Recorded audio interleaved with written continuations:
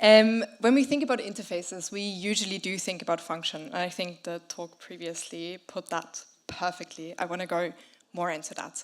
Because for decades, design has been about making things usable, efficient, familiar.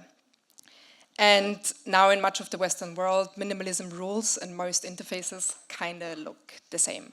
There's a lot of white space, sans serif fonts, clean lines, little colors. And that's no coincidence, because we've been taught on usability literature that insists on clarity and function. And in a professional context, that does make sense. I don't want to wrestle with ambiguity and figure things out when I'm managing my finances or I'm booking a flight. But what about all the other online spaces we live in? What about the apps where we express ourselves, connect with others, or share our feelings, like your Notes app, Spotify, Pinterest, Be Real, or even Hinge? I think that's where something is missing. A tweet I once came across, actually put it perfectly. Apps should be way more artsy and weird. Human existence is weird as shit, and I feel like design should reflect that. Because life is not clean or uniform. Life can be fucking messy, so why do our interfaces pretend otherwise? One thing you have to know about me is that I feel a lot, and a few years ago I actually learned how to listen to what's going on in there. The first project that I did to experiment with how I can translate this inner turmoil into the digital was Interfaces for the Brokenhearted. Here I put all the emotions that come with going through a breakup: anger, sadness, frustration, loneliness, and just played around with the interfaces. I wondered, what if your messages could send you an alert to not drunk text your ex, or Tinder could show you that there are actually hotter people around for you to date. After this project, I kept circling around how can digital spaces actually make us feel something. So I extended this to my master thesis Party to the People, where I explored why people have so much joy in the club and how that could be transferred to our interfaces when we listen to music alone.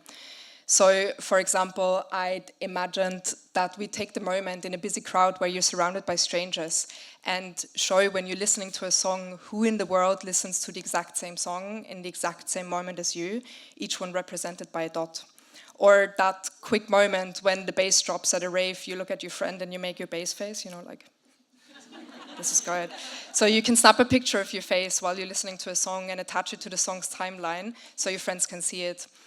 Or replicating this fleeting connection you sometimes form with a stranger just through music, that you're matched anonymously with the one other person in the world who has the most similar music taste to yours, and you can invite them in to whatever you're listening without giving them any control, just to discover new things. That moment, I realized that design doesn't have to stop at clarity or function. We can design for emotional authenticity. We can create interfaces that mirror life, the highs, the lows, the awkwardness, the joy. And ever since then, I create, I call them silly little interfaces, where I just play around. For example, I did one on crown shyness, which is the way trees almost touch in the sky. I'd imagined what that could do to my inbox. So maybe instead of crowding me with messages, I could breathe in some wind and let the messages sway around like branches. Or designing an operating system to satisfy the praise kink that you might possibly have by showing you different encouraging messages while you're on your phone.